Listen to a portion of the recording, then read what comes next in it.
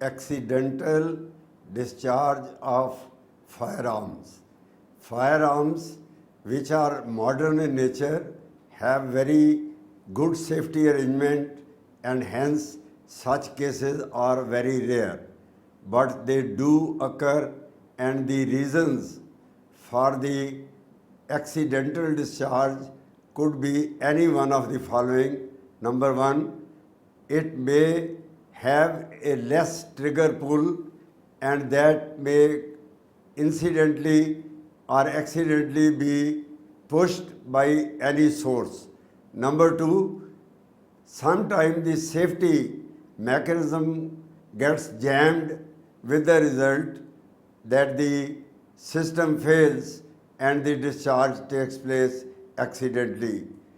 Sometimes the factors are absolutely different than the mechanism inside the firearm. To cite an example, a farmer had kept a shotgun behind his tractor while he was driving the same.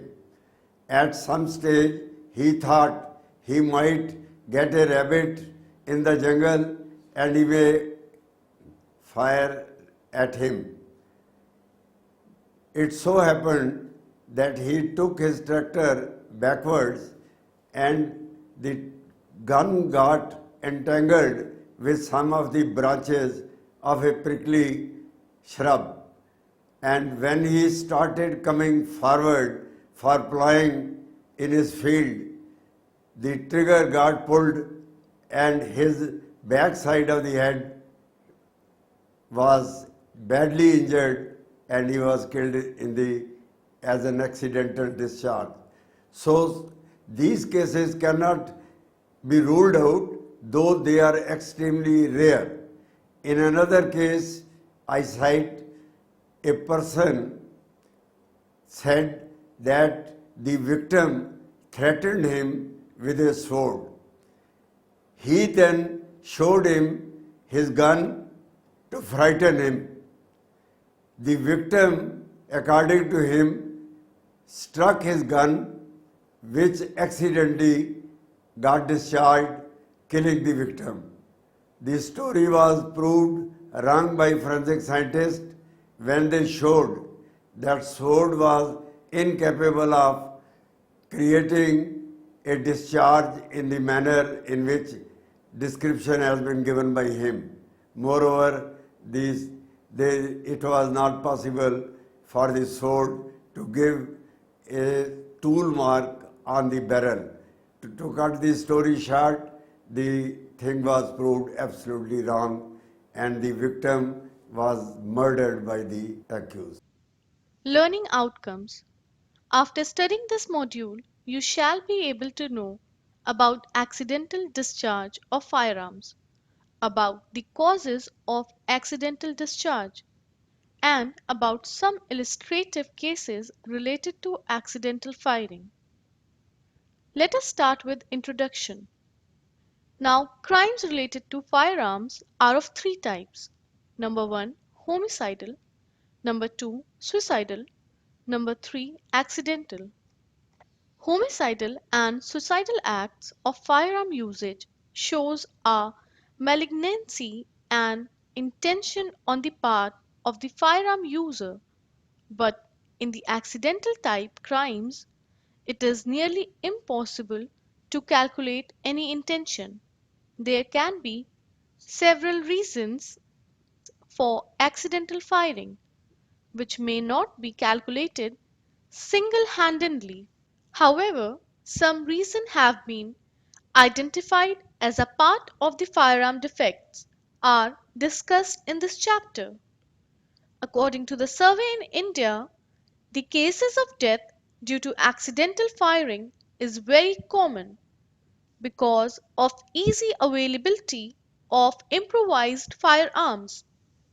It is often come across in the news about deaths due to accidental firing in wedding ceremonies and other similar functions. Moreover, lack of proper knowledge of handling weapons is also a common reason for accidental cases related to firearms. Now, let us discuss causes of accidental discharge of firearms. The materials are not always of the best quality. It is not unusual for there to be sufficient play in the mechanism for the firing pin to touch the primer. Dropping the weapon inadvertently, striking the hammer will often accidentally discharge such a weapon when it is in the half-cocked safety position. As discussed earlier, there may be several reasons for accidental firing cases, but to conclude the fault in broader way, some causes for concern are discussed. Number 1 would be mishandling of firearms. It has been often seen that firearms possessed by the user is not used or kept properly. It has been frequently observed that the user with lack of knowledge of handling the sophisticated instrument may cause unintentional damage to it by leaving it unattended or improperly attended. Now, second would be manipulation in the internal mechanism of firearm. Some users are so eager to experiment with the weapons in their possession that they manipulate the mechanism of firearm according to their preferences. Most commonly, the barrel are shortened or the trigger pull is lowered or even sometimes unnecessary greasing is done to provide smooth motility of the bullet. All these efforts makes the weapon prone to accidental damage, especially in the case of shotguns where the barrel is shortened off and gunpowder cartridges are used in place of smokeless powder cartridges. There is a strong possibility of bursting of cartridges due to excessive release of gases. Number third would be inadvertent trigger pull. In general, this is very difficult, if not possible to prove one way or the other, whether it is inadvertent or otherwise. Numerous cases are on record of a violent fight during which a person holding the weapon has been violently thrown back against the wall with a claimed inadvertent discharge of the weapon. An excellent piece of work has been by Brian J. Hurd using volunteer under controlled conditions to test the probability of this happening. In the major city of tests carried out, unless the trigger pressure is exceptionally low, it has been found that for self-loading pistols and revolvers in the single action mode, there is little tendency for the trigger to be pulled. If anything, the person holding the weapon generally releases the trigger. For revolvers in the down action mode, it has been found that there is no tendency at all for the trigger to be pulled. It is worth noting those conditions under controlled tests and those when there is a violent confrontation or when one person fears for his life are completely different. One significant part of the work of B. J. Hurd is that there is approximately 75% chance that an experienced shooter will inadvertently release the trigger if an attempt is made to pull the gun away from him, whereas in the case of an inexperienced shooter it drops to 65%. Now, point 4 would be less trigger pull. Although the accepted commercial and military trigger pulls varies tremendously, but the following are considered as acceptable in a common. For .22 rimfire rifle, it is 3 to 4 pound. For military rifles, it is 4 to 7 pound. For revolvers of single action, it is 4 to 6 pound, and revolvers of double action, it is 10 to 15 pound. Whereas self-loading pistols have 4 to 8 pounds and shotgun has 4 to 5 pounds. The most frequently it is observed that a person acquainted to a particular kind of weapon with used to trigger pull accidentally pulls the trigger of a different weapon which may have less trigger pull, causing accidental discharge. Now, number 5 would be faulty ammunition. Defective ammunitions may also cause accidental discharge of the firearm. The improper mixture of propellant or wet mixture may cause slow ignition of the propellant, which can cause irregular release of gases and may also cause explosion. It has been observed that to ensure more lethality, the bullet core or the pellets are distorted, which can cause damage to the barrel resulting bursting of the barrel. Now, point 6 would be faulty safety mechanism. Due to improper handling or manipulation or sometimes manufacturer's fault, the safety mechanism of the firearm gets malfunctioned. This malfunctioning is, however, very dangerous and cause accidental discharge even when the safety switch is turned on. Point 7 would be environmental factors. Besides human interventions and manufacturing faults, the environmental factors are also responsible for the accidental discharge of firearms. Blockage of the barrel or the chamber with mud, soil, water, or other extraneous materials may cause bursting of barrel. Depositing of rust in the firing mechanism is also a cause of concern. There are numerous recorded cases of twigs snagging on the trigger of loaded shotguns and rifle. Now, let us have a look on case studies. Case 1. In an elite case of accidental discharge involving a disputed shot in the head of a woman resulting in her instantaneous death, the husband claimed that the gun went off accidentally while unloading the weapon in a room.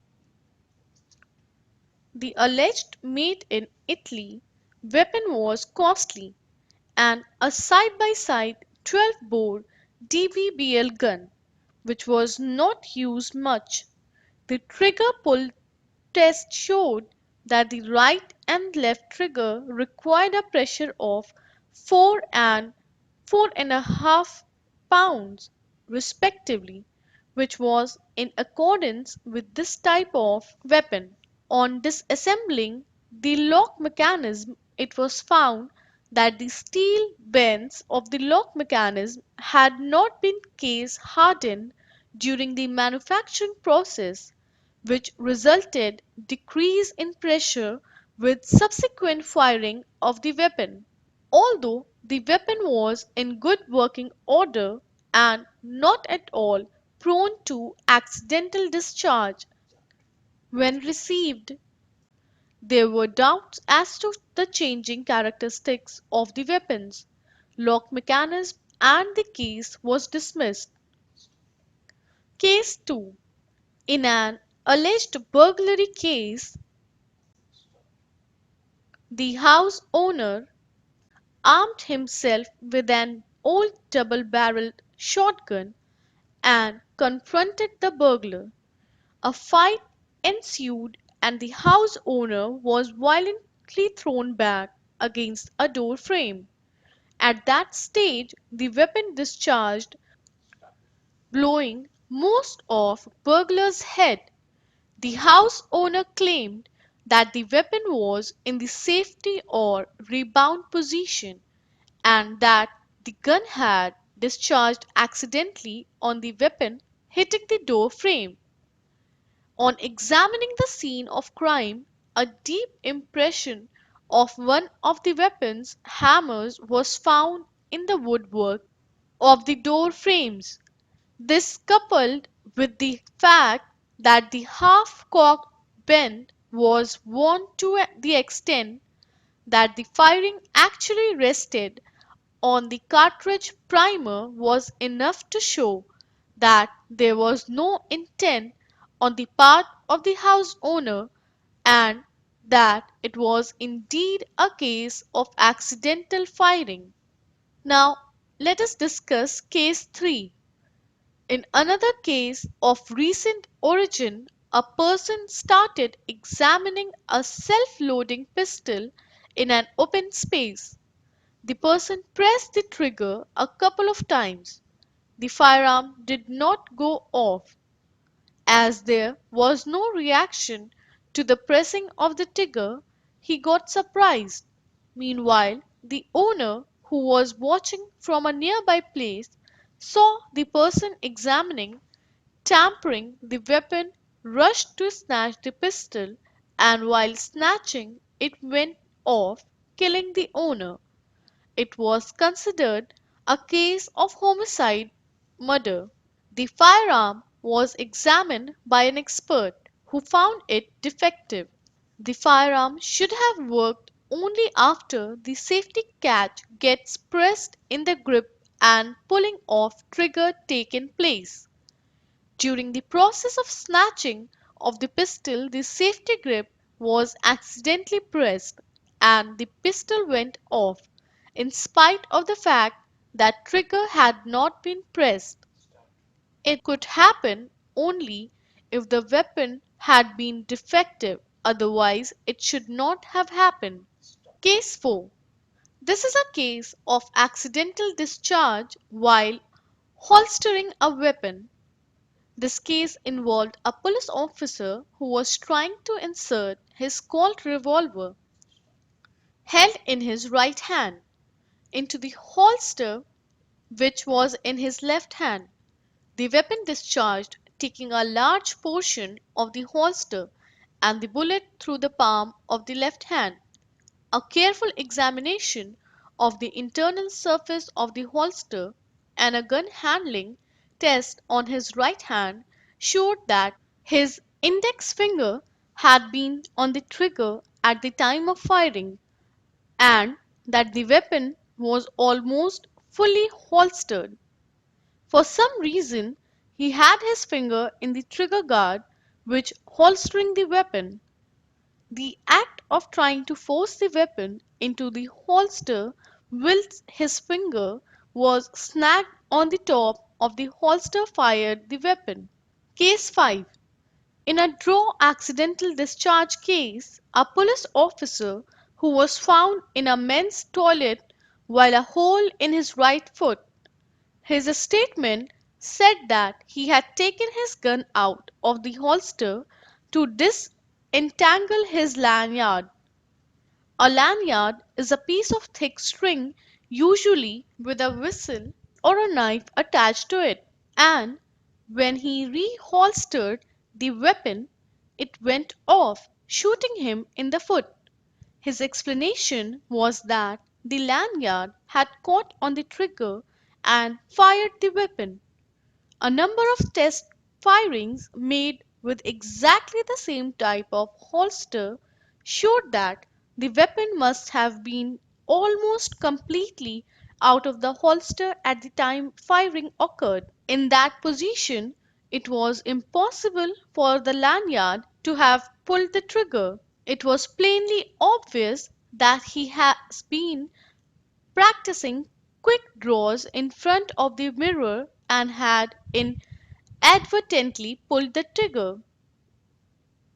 Another case, that is case number 6, it would be highly unlikely for the soft touch of a fingerprint dusting brush to have sufficient force to discharge a weapon whilst the trigger was being reached for prints there was, however, an incident where the fingerprint officer, having found nothing on the trigger, proceeded to use the trigger to steady the weapon whilst dusting. The buttstock sufficient force was applied to the trigger to discharge one barrel of the shotgun. The shot went straight through the ceiling and in the room above, much to the consternation of the police officer who was reaching for evidence. Case 7. In a case where a tractor driver shot by his own gun, a farmer who kept his shotgun behind the back seat of his tractor just in case he saw a rabbit. While backing the tractor top to starting a plowing run, the gun became entangled in some brambles. On starting forward, one barrel discharged, completely removing back of his head. The task of pulling the trigger, which is normally done by a finger, was carried out by parts of bushes in this case. Case 8. In an interesting case, a person who had gone for hunting did not return to his house on the same day. His dead body was found in a jungle when pursuit for the person was made. The dead body got identified by his known people who suspected it to be a case of murder. The body had gunshot injury on the upper right part of the abdomen. The direction of injury was upward as well as inward and above the hip bone. Several possibilities were considered, but the injury could be caused in two different ways. The gun could go off when the person, when alive, was standing with his gun resting on the ground on the right hand side and its muzzle touching the sides of the injury. In the alternate theory, the injury could have been caused when person was lying on the ground and other person, the attacker, fired at him while the top was lying on the ground. This seems to be not logical since the attacker's aim is to kill and not select suitable or unsuitable sets. However, the gun was found prone to accident and the theory of involvement of any other person gets falsified. Now, let us summarize this chapter. In this chapter, we have learned that the problem whether a given firearm is prone to fire accidentally assumes great importance in many cases. It guides an investigating officer to pursue his investigation in a particular direction, whether a particular killing is homicidal, suicidal, or accidental. We have also come to learn that the materials are not always of the best quality. It is not unusual for there to be sufficient play in the mechanism for the firing pin to touch the primer. Along with it, we have come to know that in general this is very difficult, if not impossible, to prove one way or the other whether it is inadvertent or otherwise. And at last, we have learned that numerous cases are on record of a violent fight during which A person holding the weapon has been violently thrown back against a wall with a claimed inadvertent discharge of the weapon.